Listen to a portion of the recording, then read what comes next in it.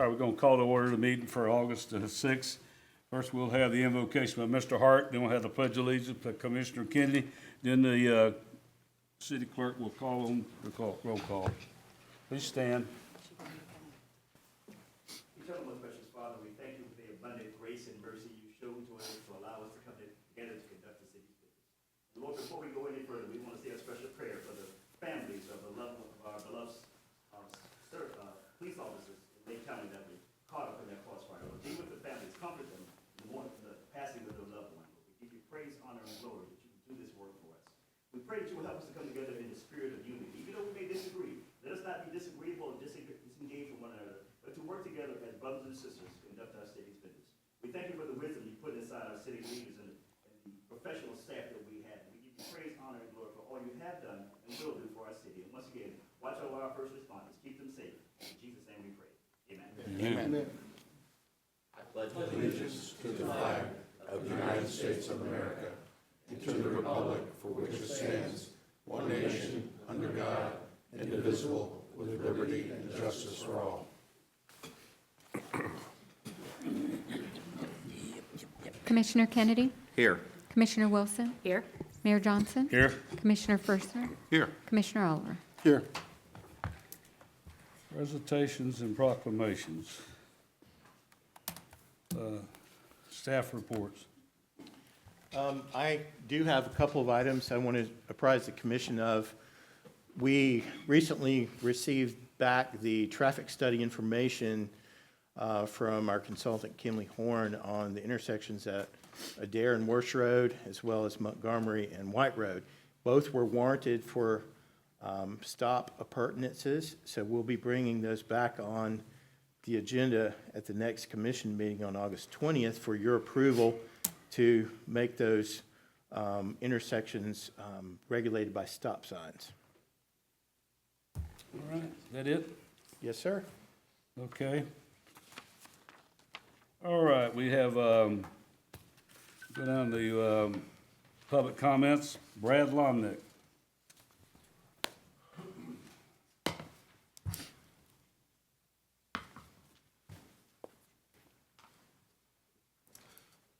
Brad Lomnick, Veronica Circle, talking about stealing my thunder. Thank you very much, City Manager Shadrick. That's great news. That's what I came up here today to ask what the next steps were from the last meeting where we asked about some sort of stopping infringement at Montgomery and Orlando Avenue. The other thing is with budget season being close ahead, we would like to, it's something, again, the residents of Admiral Point and the residents of Veronica Circle have asked for some sort of landscaping or bufferment put on the land that the city's been taking care of for years. So we appreciate that. I just wanted to keep that in front of the commission's eye. Thank you. Thank you, Brad. All right, Lori Hart.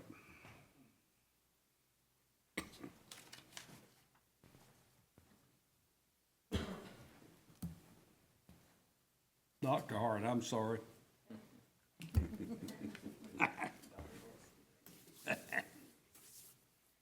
Good evening, everyone. If I may reintroduce myself, humbly, I am Dr. Lori Hart. I just wanted to take this time to just say thank you to so many of you all that sit there at the commission. Craig, Hilder, Melanie, the office staff, Sherry, so many people. I don't want to miss any names, but I thank you for your support and your encouragement as I graduated on Saturday with my doctorate from UCF in curriculum education, specializing in mathematics, a subject that I struggled in when I was a little girl, and who would have known? But if I may say, to God be the glory, I did it with His grace and His mercy and the support of my wonderful family. I thank my husband, Aegis, and my girls, Ashley, Brittany, and Caitlin. But I just wanted to take this moment to say thank you because you all played a very intricate part in that. And there's never been a time that I walked in here that you didn't ask me about how I was doing and encouraging me to continue. So thank you. I just didn't want this time to go by without saying thank you. Thank you. Congratulations. Thank you.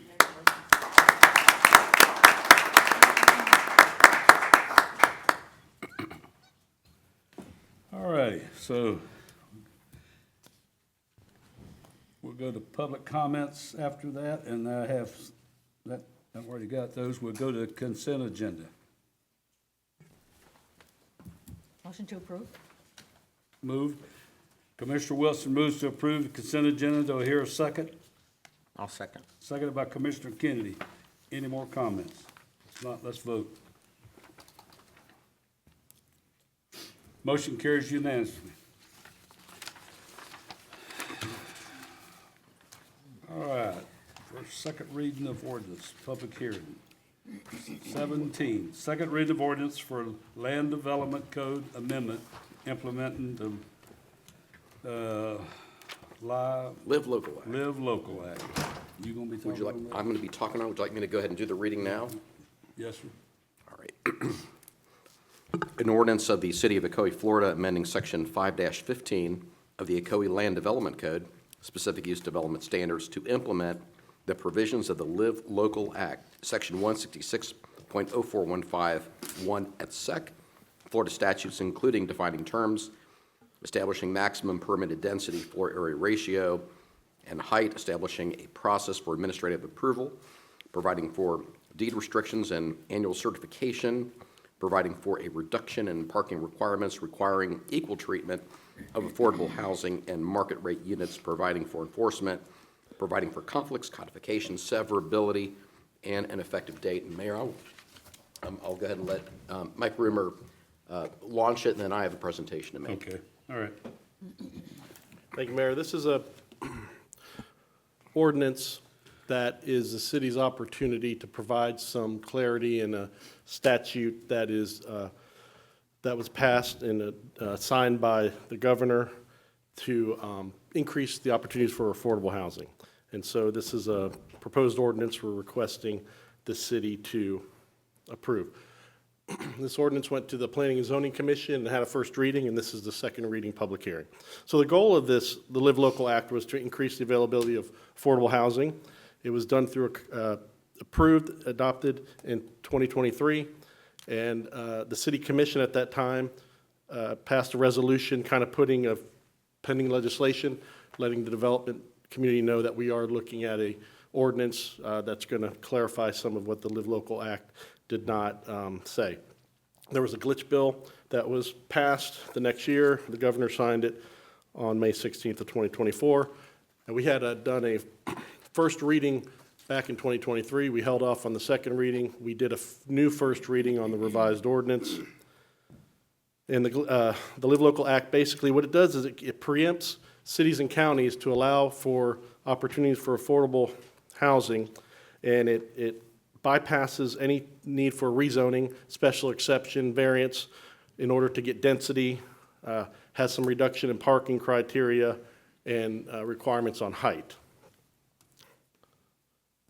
So what the bill says, it says that affordable housing can go in any commercial, industrial, land use, mixed use that has approval of commercial, sort of similar like to a Seminole County has a HIP-TI, high-intensity plan development, target industry zoning and land use, and that the affordability has to achieve a couple of parameters.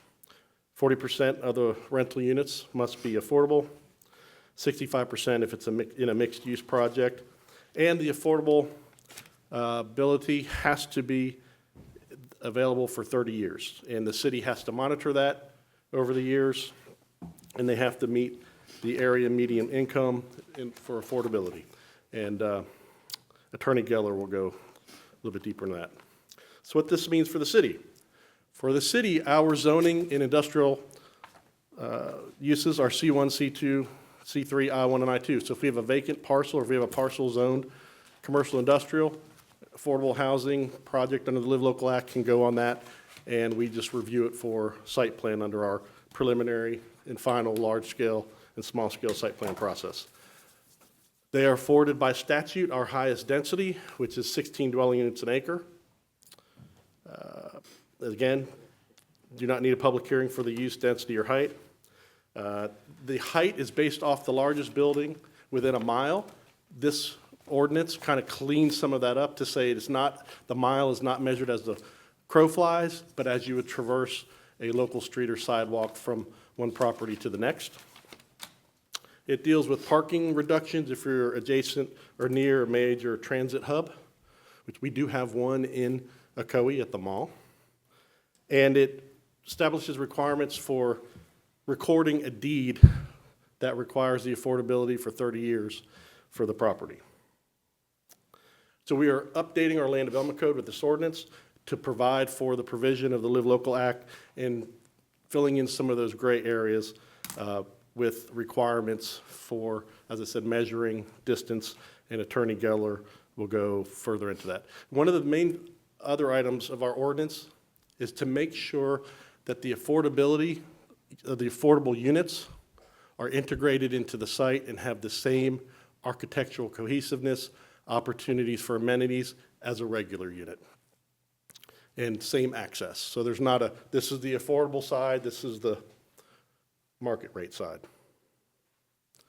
And with that, staff is recommending approval of the ordinance as stated. Thank you.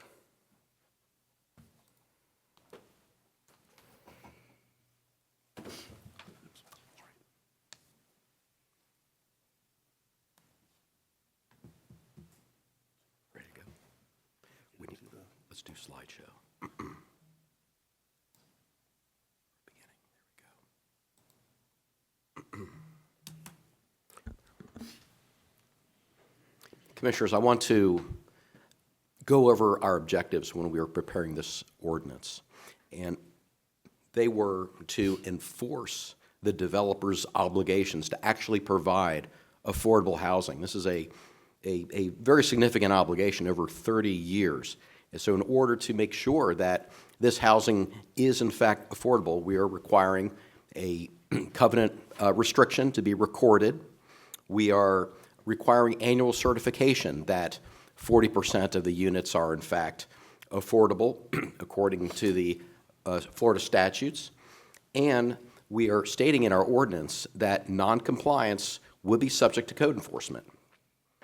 We wanted to identify all of the zoning categories where these projects could be constructed because there is administrative approval of height, density, and zoning. So it was important that it be very specific.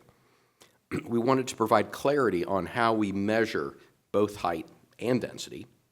We wanted to maintain high aesthetic standards by not having affordable housing stigmatized, segregated, to look different, to have different entrances, to have different access to amenities.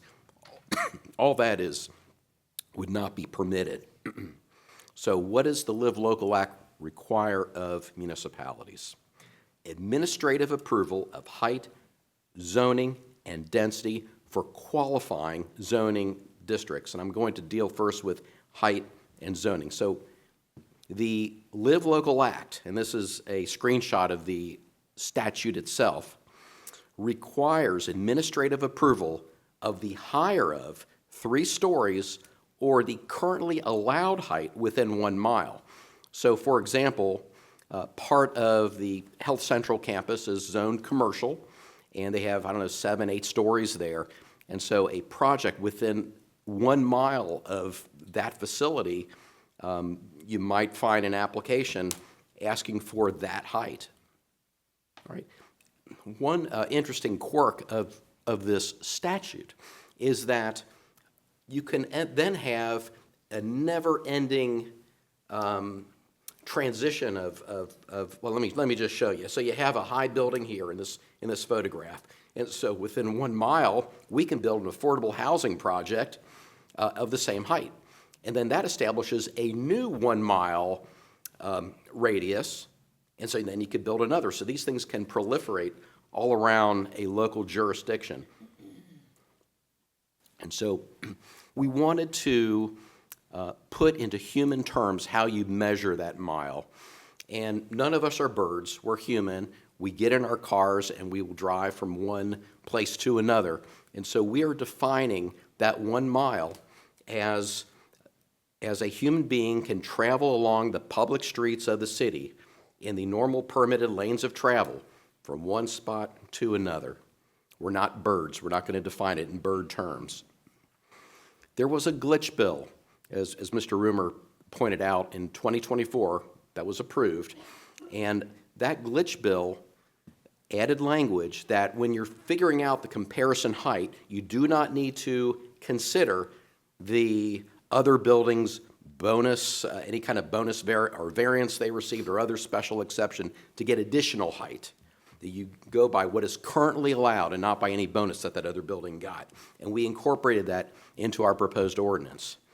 Another item in the glitch bill that we incorporated was a little bit of protection for single-family neighborhoods. The protection, in my view, is quite inadequate, but you certainly don't want to get into a situation where you have a huge disparity between a single-family neighborhood and a tall structure right next to it. And so the Live Local Act and the glitch bill said that if the proposed development is adjacent to, on 2 or more sides, a parcel zoned for single-family residential use of at least 25 homes, that the city may restrict the height to 150% of the tallest building on any adjacent property, or 3 stories, whichever is higher. That does not include properties separated by a public road. So essentially, you're going to end up with 3 stories, assuming you have 2 stories in the single-family neighborhood. But again, it must be adjacent on 2 sides of the single-family neighborhood. The Live Local Act requires us to analyze density jurisdiction-wide, city-wide. A municipality may not restrict the density below the highest allowed density in the municipality. That's by state statute. And so we wanted to define that in the ordinance, what that really means. And so in our ordinance, we said that the highest currently allowed density is the same as the high-density residential land use in our comprehensive plan. And what that effectively means is up to 16 dwelling units per acre. What are the qualifying zoning districts? It says that a municipality must authorize multifamily mixed-use residential as allowable uses in any area zoned for commercial, industrial, or mixed use. If at least 40% of the units are affordable for at least 30 years. We do not have a mixed-use zoning category in Ocoee. We do have commercial and industrial categories, and so we went ahead and defined those, C1, C2, C3, and also I1 and I2. We do not include PUD zoning because PUD zoning is not expressly provided for in the Live Local Act. And there's a whole host of reasons why we would not include PUD zoning, which we can get into if you would like. There's also a mandate here. A municipality may not require a zoning or land use change, special exception, conditional use approval, variance, or comprehensive plan amendment for the building height, zoning, and densities. So what that means is that these projects would be administratively approved as to height, density, and the zoning. I would point out, though, that you still could have a public hearing on the site plan, on the preliminary and final site plans, because the applicant must comply with all local laws and regulations other than what we've been preempted on the height, density, and zoning. And so those local laws and regulations that must be complied with include the setbacks, open space, parking, except there is a lessening of the standards near transit. Transportation and concurrency is still required. Aesthetic requirements, including building design, landscaping, and then again, as I mentioned, preliminary and final site plans. And so, summary of the ordinance, the developer must commit to affordable housing for 30 years by restrictive covenant and annual certifications enforceable by our code enforcement division. Administrative approval on height, density, and zoning without public hearings, but other development ordinances and regulations apply. Maximum density is 16 units per acre. Maximum height is the greater of 3 stories or the highest building within a mile, with certain exceptions for some single-family neighborhoods. Eligible zoning classifications are C1, C2, C3, I1, and I2, and that we do not permit disparate treatment of affordable units. And I'm sure Mike and I would be happy to answer any questions you may have.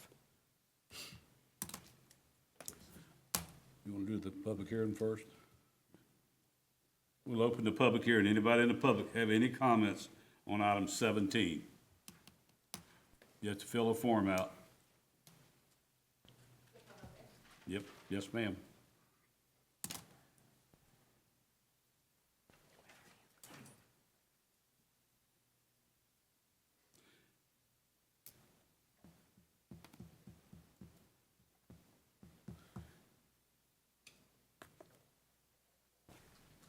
Melanie, set the clock.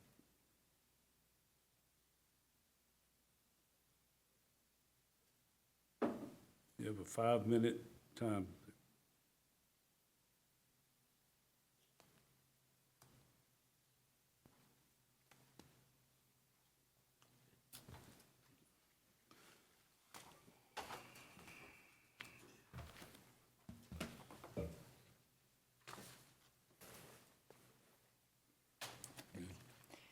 Good evening. My name is Nicole McInnes. I'm a land use attorney at Stearns Weaver Miller in Tampa. My address is 401 East Jackson Street for the record.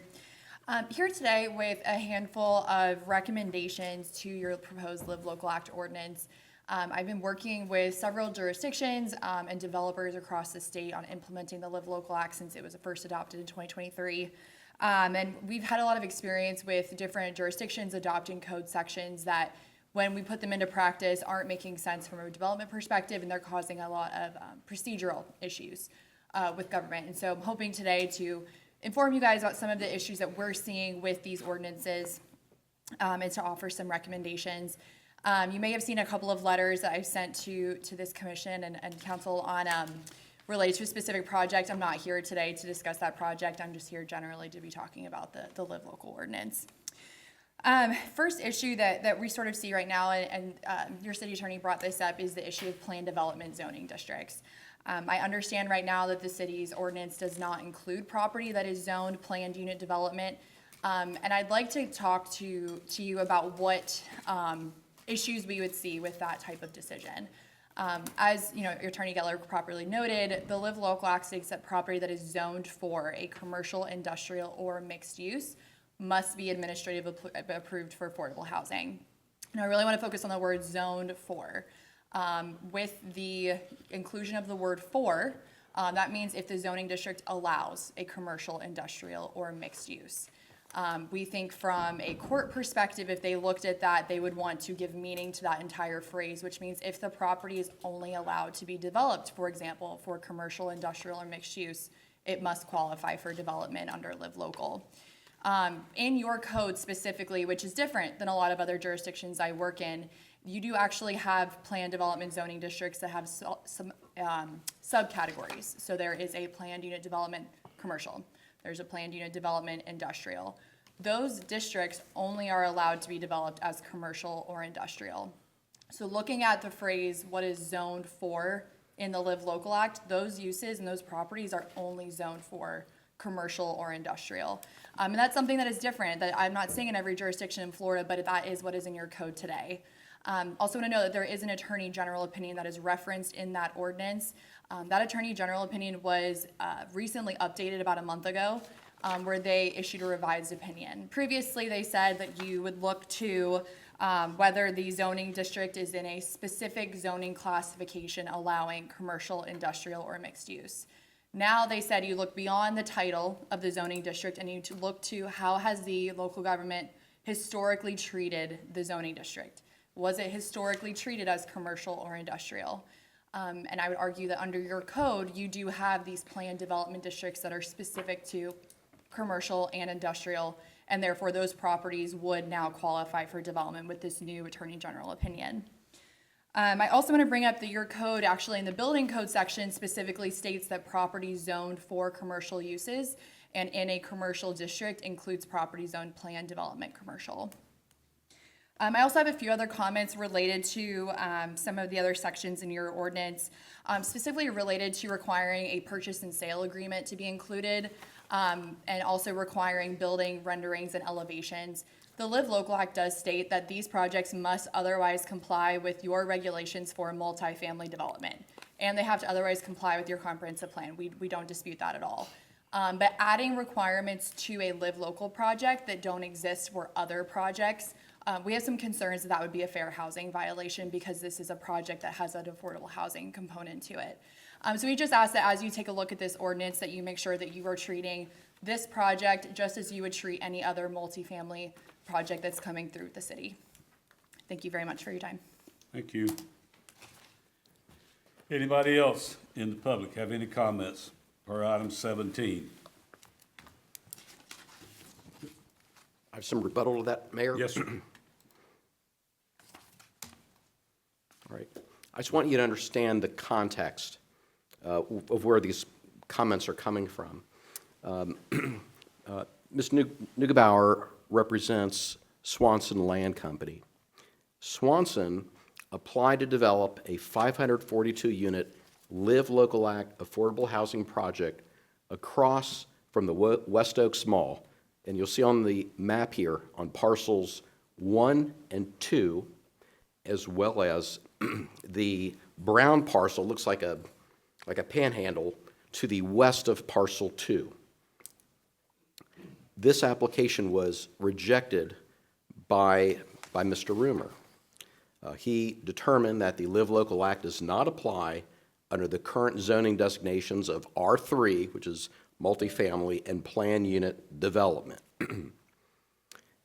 So what Swanson has argued is that the term Zone 4 looks to the uses and not necessarily just the zoning classification.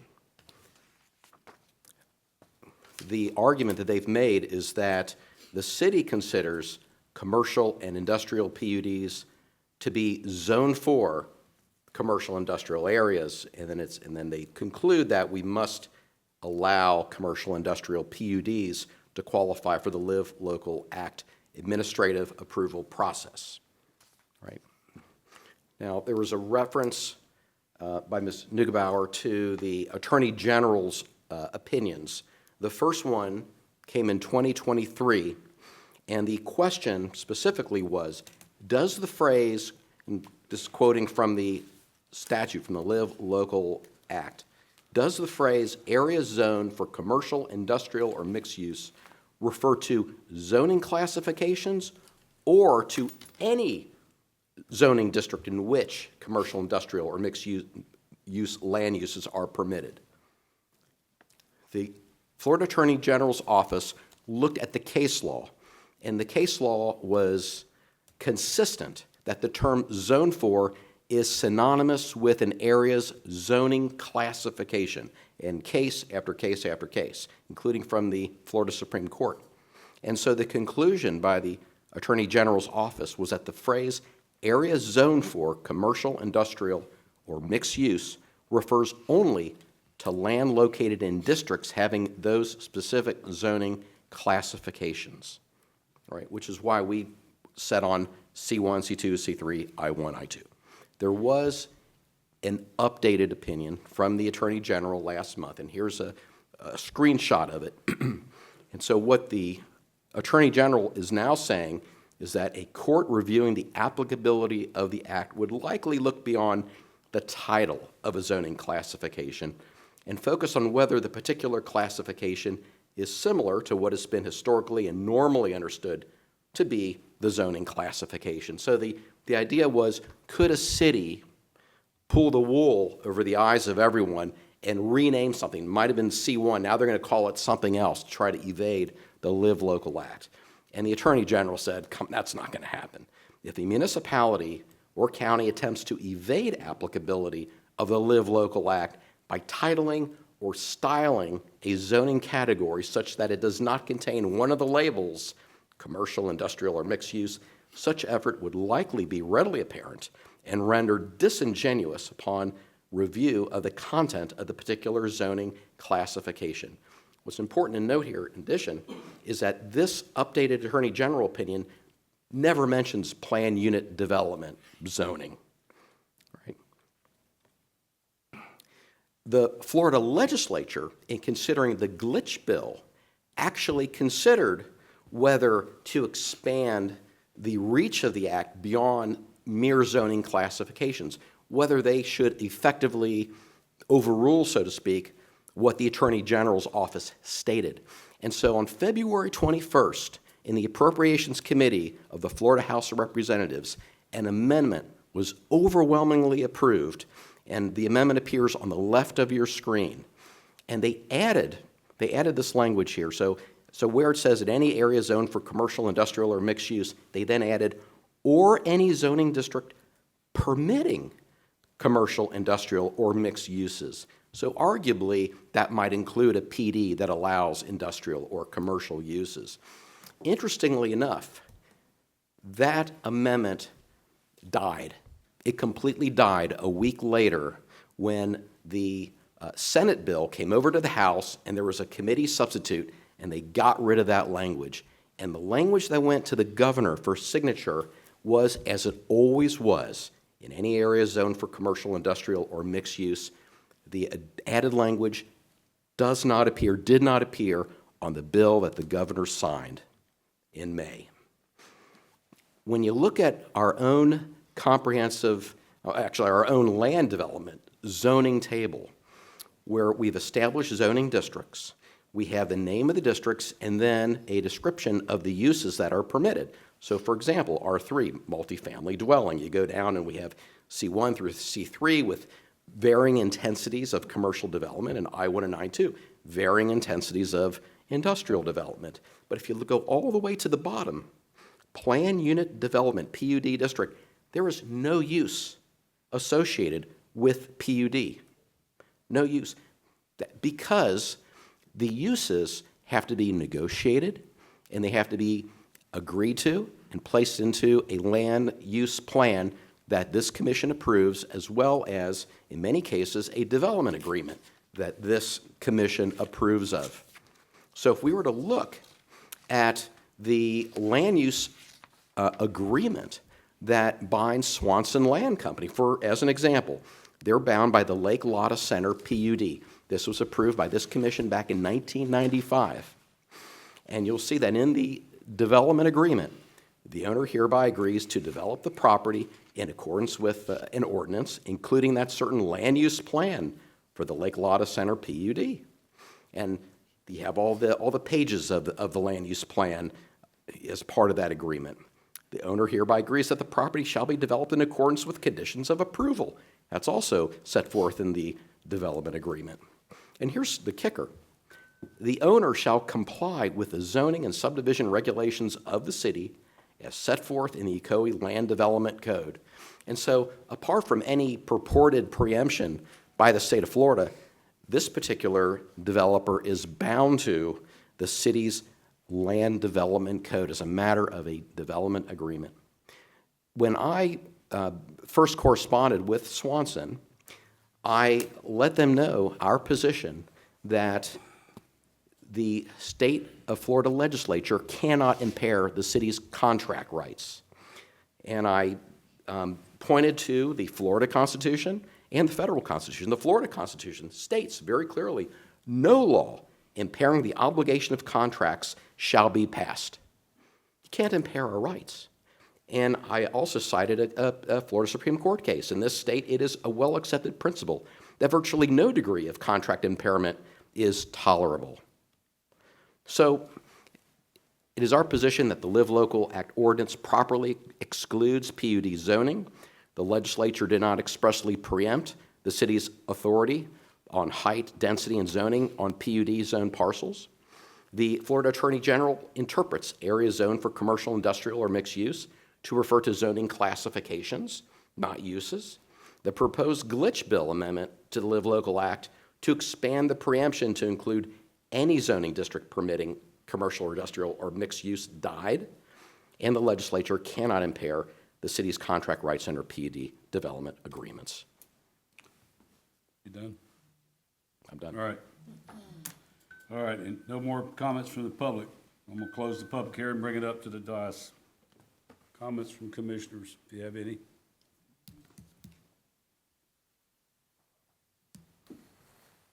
Commissioner Oliver? No comments? trying to get my thoughts together. There's a lot of information that I'm trying to disseminate through.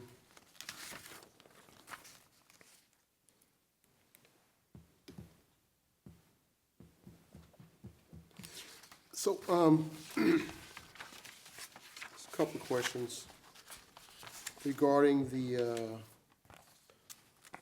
ordinance that was created in 1994 by this commission. Has there been any amendments pertaining to height, density, or zoning from that original ordinance? Are you talking about the Lake Lotta PUD ordinance? Yes. That might be a question for Mike. I didn't know the specifics.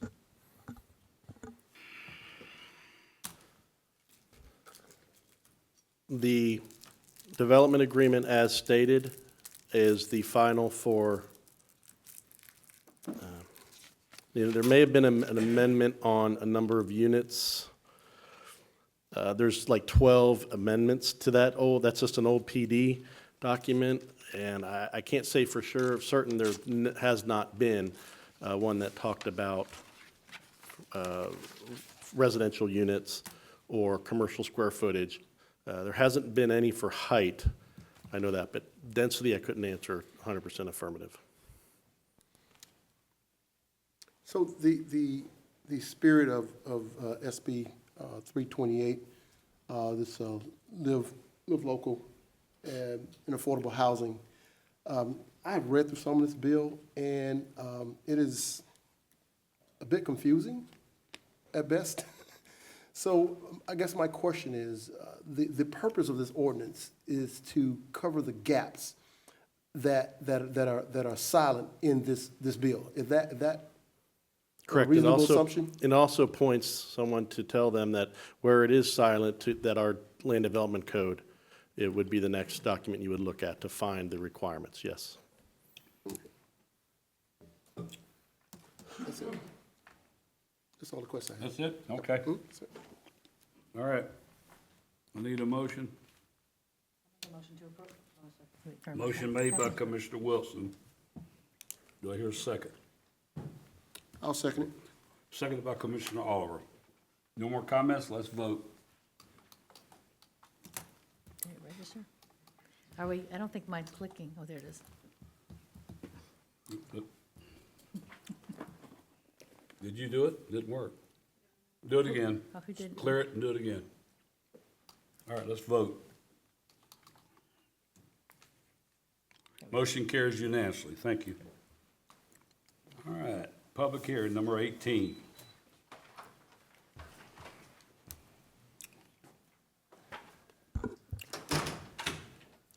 Good evening, Mayor and Commissioners. Doug Gaines, Sports Services. This is regarding the non-ad valorem code assessments being placed on a county tax bill. These are unpaid abatements that the city had to pay out of pocket, plus interest and administrative costs for filing the liens. These liens are generally for cutting grass and junk and debris removal, and they're for vacant residential properties throughout the city. This year we had 5 that ranged from $266 to $1,171, for a total of $2,999.41. This afternoon, 85 Buck Key Court did come in. They were on your original list in your packet. They came in to City Hall and paid their lien in full, so you only have 5. The 5 properties will need to be assessed to recover the cost of the abatements performed by the city. The owners of each of these properties were notified by first-class mail of the non-ad valorem assessment and of this scheduled public hearing. Staff recommends the Commission certify the code enforcement abatement assessment tax roll for the properties that have not fully reimbursed the city. Would you like me to read that? I'll read it. All right, you gonna read it? Yes, sir. A resolution of the City of Ocoee, Florida City Commission relating to the collection of unpaid liens from code enforcement abatement actions throughout the City of Ocoee, stating the purpose of such efforts, providing definitions, endorsing the uniform method of assessing abatement costs against assessed properties located within the City of Ocoee, providing the ad valorem assessment roll for fiscal year 2025, providing for severability, and providing an effective date. All right, we'll open the public hearing. Anybody in the public hearing have any comments? All right, I'll close the public hearing and open it to the Commissioners? No comment. I need a motion if no comments. I'll make a them. motion. Okay, there we go. I'm sorry, I'll make the motion. Commissioner Oliver made the motion. Do I hear a second? I'll second. Seconded by Commissioner Wilson. No more comments? Let's vote. Motion carries unanimously. Thank you. Thank you. All right, regular agenda, number 19. Update and request direction on a review of the city's wastewater permit and associated lease with ZHA Incorporated Owners Rep Services. Come up to the podium.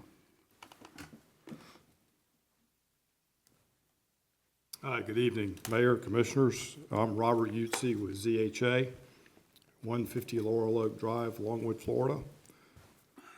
As you may know, we were engaged last November to do an analysis and study of the ground lease at Forest Lake Golf Club and the wastewater permit.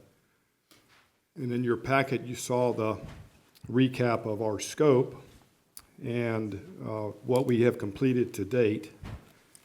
And we have not been able to get all of the information that we requested from the leasee. The document also that you received in your packet is the request we made last December, and we only got partial information from the leasee. So I'm just here to ask the commission to authorize the city attorney to compel the leasee to provide the other documents that we requested so that we can complete the report. All righty. Craig? I'm sorry, Mayor and Commissioners. Just a little brief background. I think it was in the staff report, but back in 2020, we held a workshop with the folks at Forest Lake Golf because we'd been having discussions about, you know, what possibilities there could be if they wish to be bought out, those kind of things. And that discussion generated a lot of discussion about what could be developed out there, et cetera.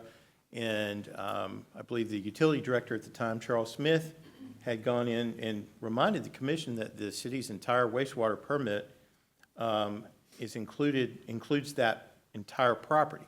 And then subsequent to that, you know, we each independently came up with a valuation, and we were pretty far apart. So, you know, we have folks and they have folks. I'm not speaking for them, but we've had folks contact us randomly throughout the year. So we engaged ZHA to come in and do a fresh analysis, you know, to say maybe the city's estimate was way off and it's worth this, et cetera, et cetera.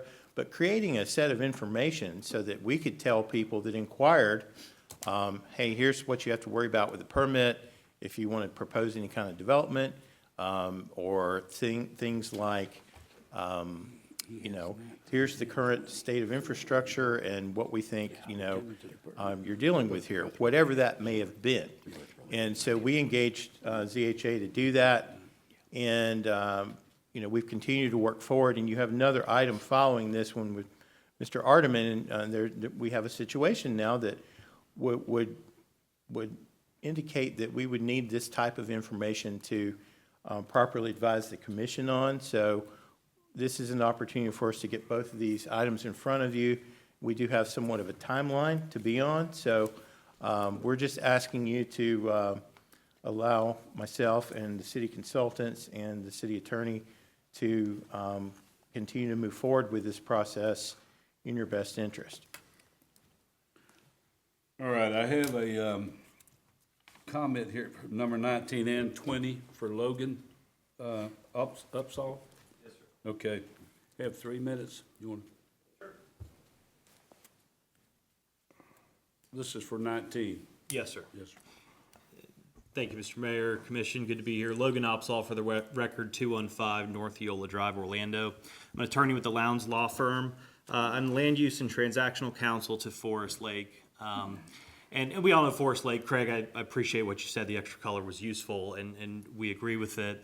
This conversation's been ongoing. as it relates to 19, Robert, the gentleman that came up here, he's talking about some requested information.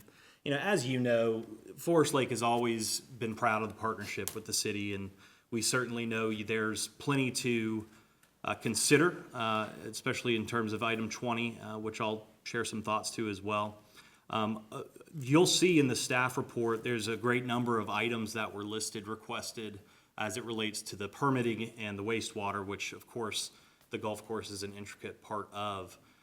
Some of the items, which is highlighted for you, so I don't really need to point them out, are things like an organizational chart, employees, description of duties, salaries by position, some things related to the cart. That information was provided in relation to some of the equipment we have out there. But things like financial statements, salaries of employees, at the time, we have and do cooperate in good faith to provide that information, but without the presence at that time of a letter of intent or even some sort of contractual agreement relating to the conveyance of the leasehold back to the city, we just deemed it a little inappropriate to provide that sort of confidential financial information. The rest of it, we stand, happy to work with the city as we always have. But the nature of these items, and we see it in the staff report too, this purchase and sale agreement's here. It's published on your website. These types of things, like salaries and financial statements are not something we, think's appropriate to be published, nor do we understand quite exactly how it relates to the wastewater and permit considerations. But we can talk about some of those items as we come up to talk on number 20. I know Kurt has some thoughts too. Bottom line, Mayor, we certainly want to continue to partner with the city, arm you with the information you need so that we can continue to work together. But a couple items like salaries and financial statements are just inappropriate relating to the permit for the wastewater. Thank you. You want to address it now or wait till item 20? 20, Mayor, it's fine. Okay, so I'll go ahead and, all right. Update and request direction, Kurt Ardeman of the City Attorney's Office, Fishback, number 20. Do you want to take action on number 19 first?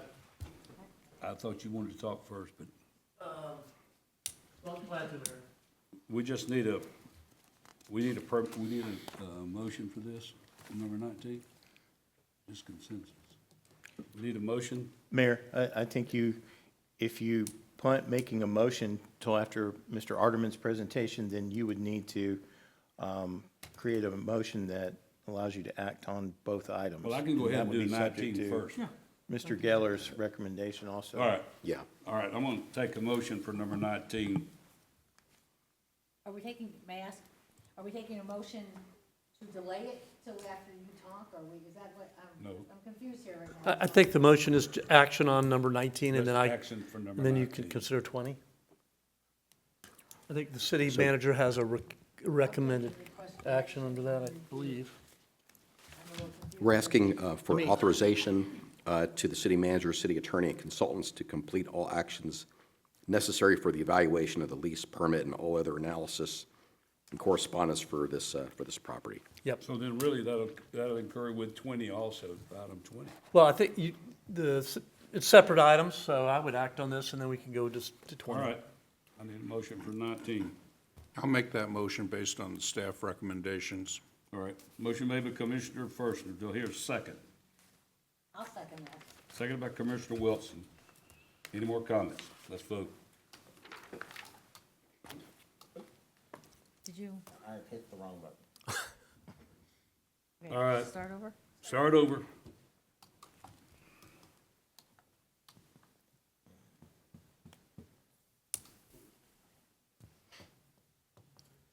All right.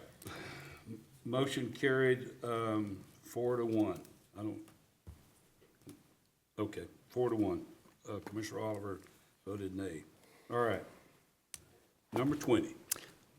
Thank you, Mayor. Kurt Ardeman with the Fishback Dominic firm, as city attorneys. Under number 20, as you can see in your packet, the city did receive from Mr. Opsahl a June 26, 2024 letter, which is a notice of intent to assign the lease that Lake Forest has with the city.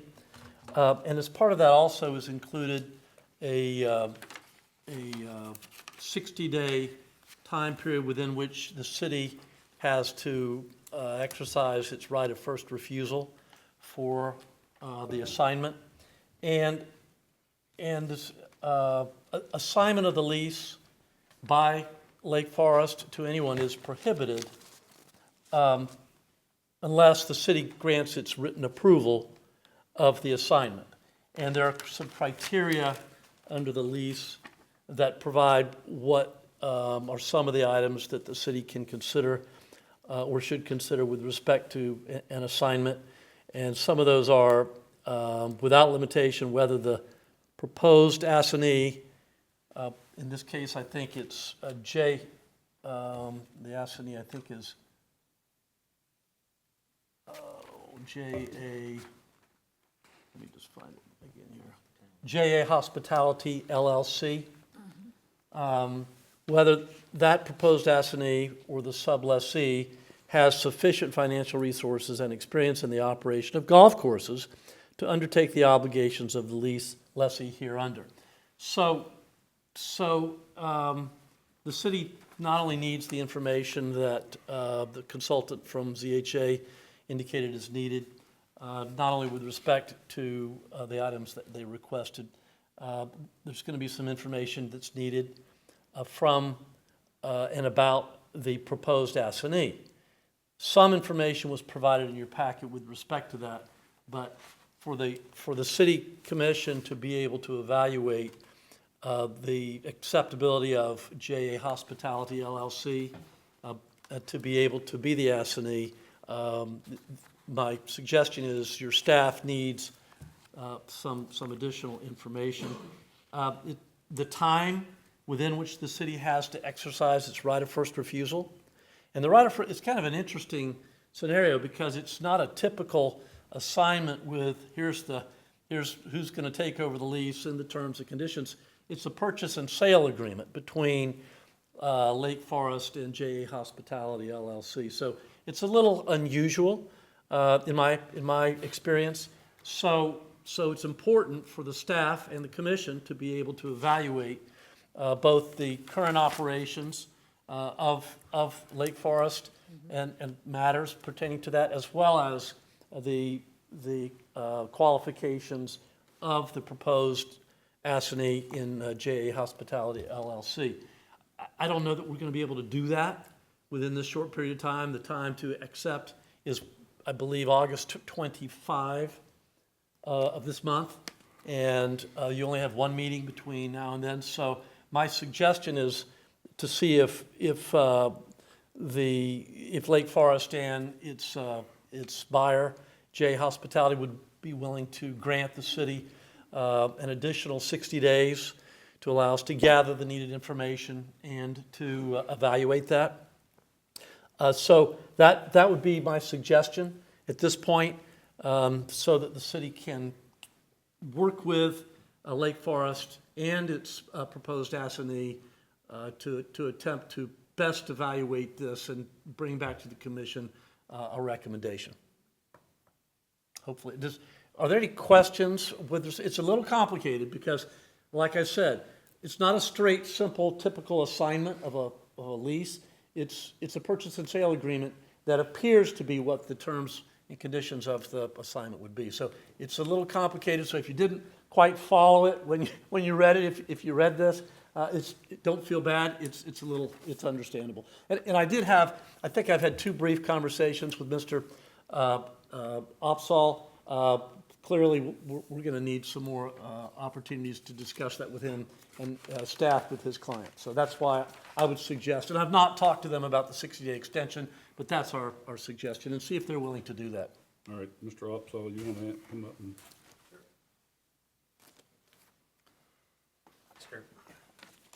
For the record, again, Logan Opsahl, 215 North Eola Drive. Appreciate the additional information and Kurt working with me as well. Yeah, we all love Forest Lake, and I know everyone's been talking about this for some years. Mr. Mayor, I got a kick today. I found an old article from years ago that said, yeah, Ken's tired. He's ready to retire, and he looks pretty chipper to me. But that's what this is all about. You know, this has been a passion project for Ken and Marilee and George, and they're ready to pass the torch along to another golf operator, of which JA Hospitality is. They have the requisite experience, they have the requisite financials, and we're happy to share that with you as indicated in my cover letter. So we're thankful that the course has been such a success. We're certainly looking forward for it to continue to be a successful golf course in the city. And the punchline is we're happy to provide that information. I had indicated to Kurt in a brief phone call earlier that we provided a high level information about the group that's in your staff report. Certainly they're going to want to know some additional information as it relates to the parameters in which the city approves this assignment under the ground lease. And so we're happy to work with you and talk to you on that. I am not in a position today to speak on behalf of the buyer or what they would accept from a business component. We as well similarly would need to talk to them, so we're not in a position today to speak to the extension, but I think there's some things we can work out as we continue to discuss. But again, we're thankful for the partnership with the city and want to continue to do so as we transition. Thank you. Doesn't what you asked Kurt was about getting the permit for the financial agreement, right? For what that was on that, asked for that. For what you're asking. That's what you're asking for. Yes, but my request is of the applicant or the Lake Forest folks and Jay for an extension. But in the interim, the motion that is in the packet, the recommendation, I think would be acceptable, Mayor. That will allow us to proceed, and hopefully we'll be able to get what we need from Lake Forest and Jay Hospitality in order to be able to evaluate it.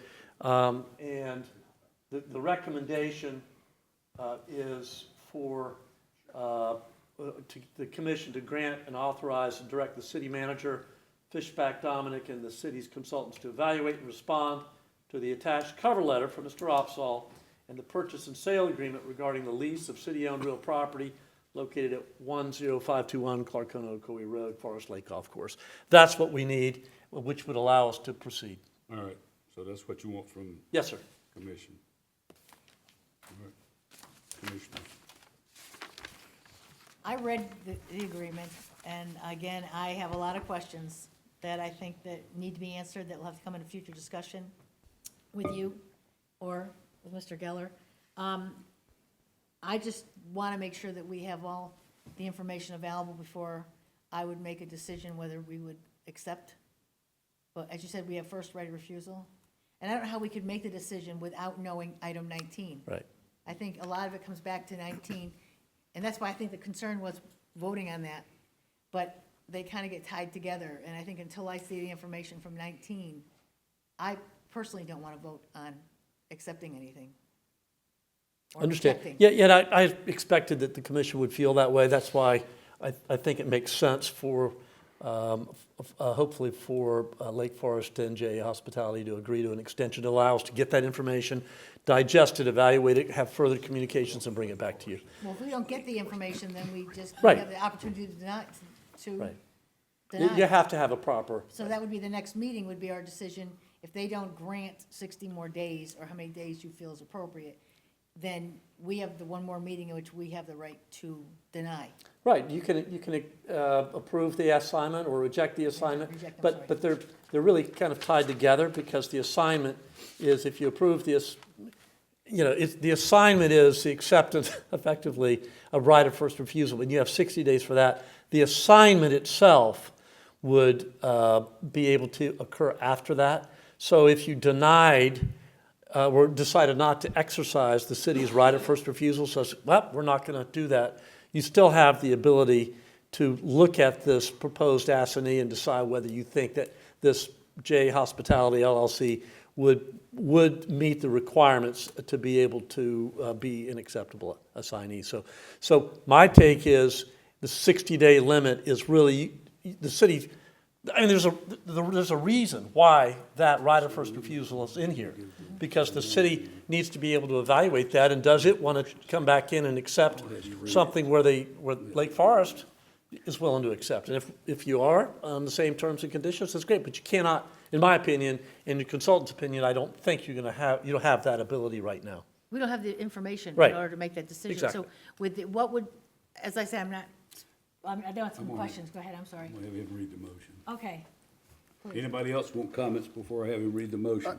I just have just a couple of questions. For one, I wish we would have actually took these two items and put them together as opposed to, the reason I voted no, because I had questions and I had, there's a lot of information there, and I wish I'd have had more information or time to ask questions, then I could have made a vote on 19. But I agree with Commissioner Wilson. It's a lot of information to absorb, we're talking about assignment agreement for purchase and sale. So are we selling, we're selling the business.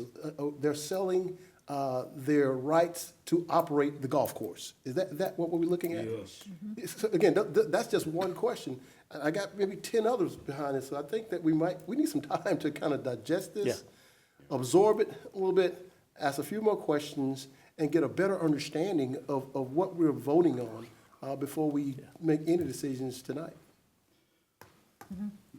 The motion he's gonna give you to be, go ahead, All read right, that. well, the requested motion would be to authorize and direct the city manager, Fishback Dominic, and the city's consultants to evaluate and respond to the cover letter from Logan Offsall, dated June 26, 2024, and the attached purchase sale agreement regarding the lease of the city-owned real property located at 10521 Clarkona Ocoee Road, the Forest Lake Golf Course. You get it? Can I ask a question? Do you mind? No. Okay, I know we're supposed to ask you first. Can we ask? Personally, I have no intentions of selling that land. No. And that's what I want to make sure that that land is the city's land. Correct. This is just the business, and I want to make sure I'm clear with that, because I don't Just want the anyone lease. trying to think that anyone's getting land.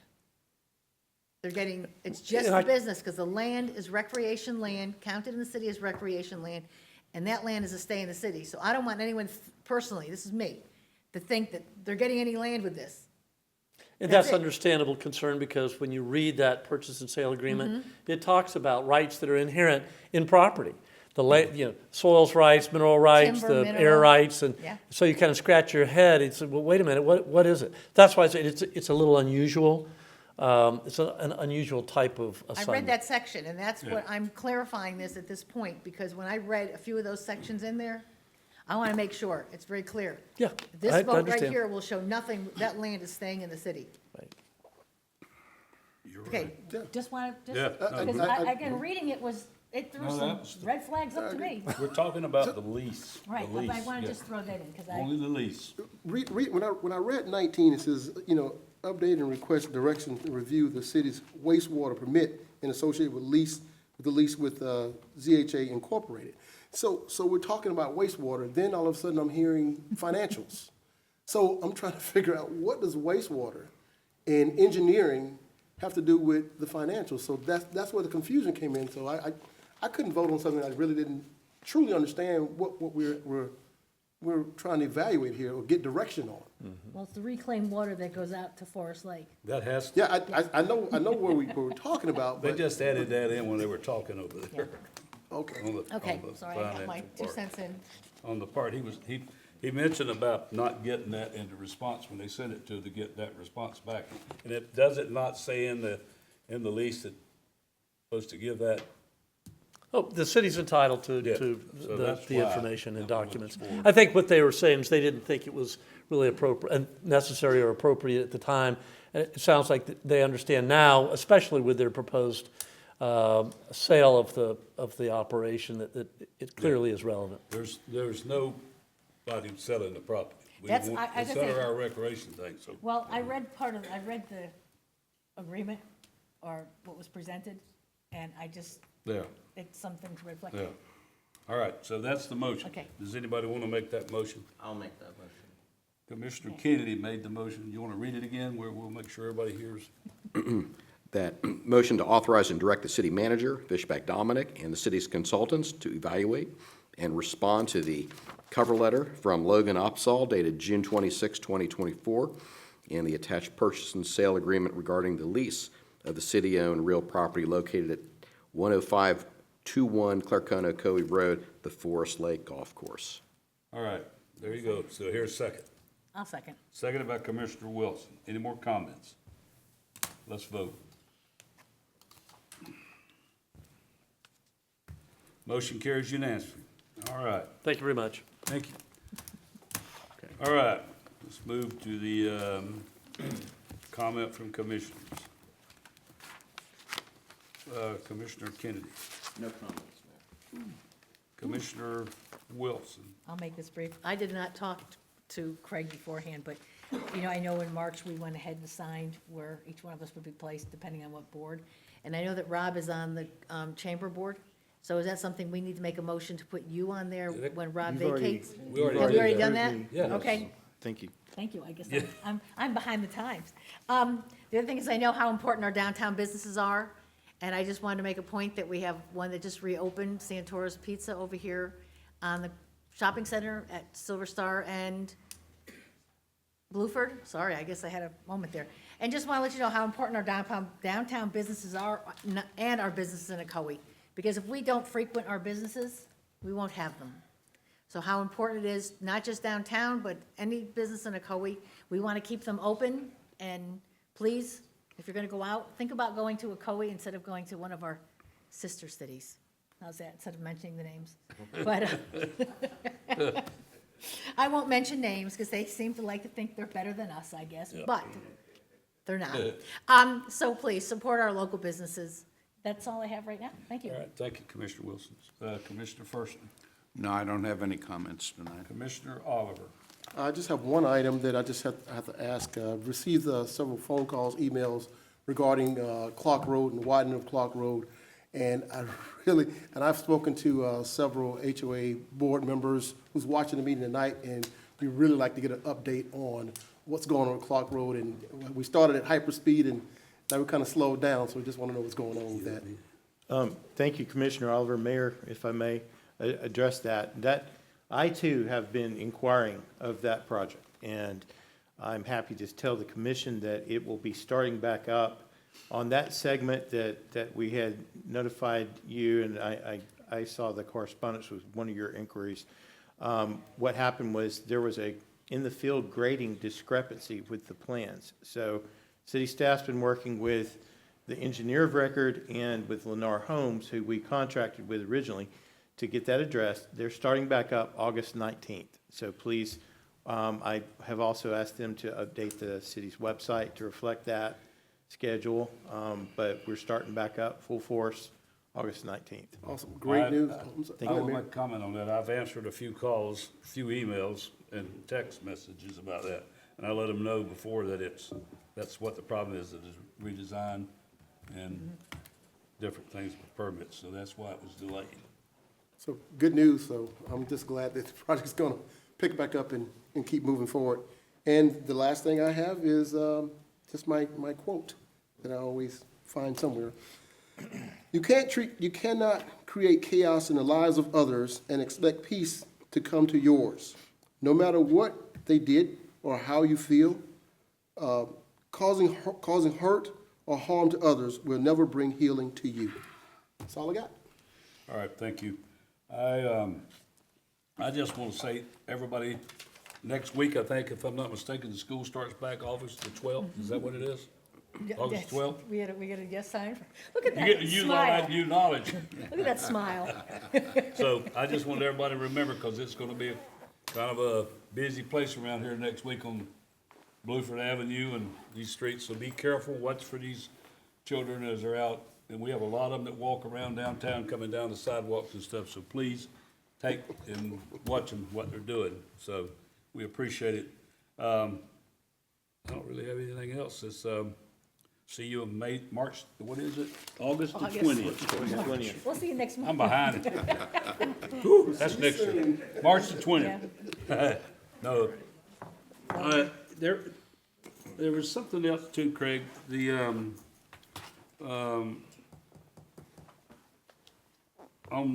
brought that up about Commissioner Wilson's area there on the light for the four-way stopper, the light thing we're gonna do.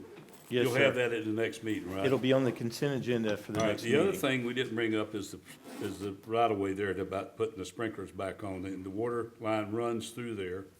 So can we get somebody or our staff? I've been working with the HOA president from Veronica Place regarding the issues What there. about, what about? I have a note he sent me regarding some All of right. those issues. I Wait a have, minute. excuse Wait a me, minute. I talked to him twice today. And I've talked to him, I can, I thought he was president. no, he's not. You're not president? So I've been talking to the president of the HOA Oh, okay. numerous times, and we're discussing the issues they have there, that I'm taking it from the HOA president. So yes, I I want- really don't appreciate someone telling me, no, I haven't, because yes, I have. I want, what I want. Jeez, I can't believe it. My time. I want, Here, go right ahead. what I'm saying is, I'm talking about it pertains to Maribel Point too. So I'm talking about the right of way down there where there was grass and there's trees that's not very productive, but about what we can do to help that process too. So, Okay, I'm so talking to him. whoever you talk to. I'm that's it. talking. Okay. Make sure Yes. you talk to the other ones too, so. Well, it's for his, I am Yes. talking to him so he can talk to his Okay, board. all right, that's good. All right, thank you very much.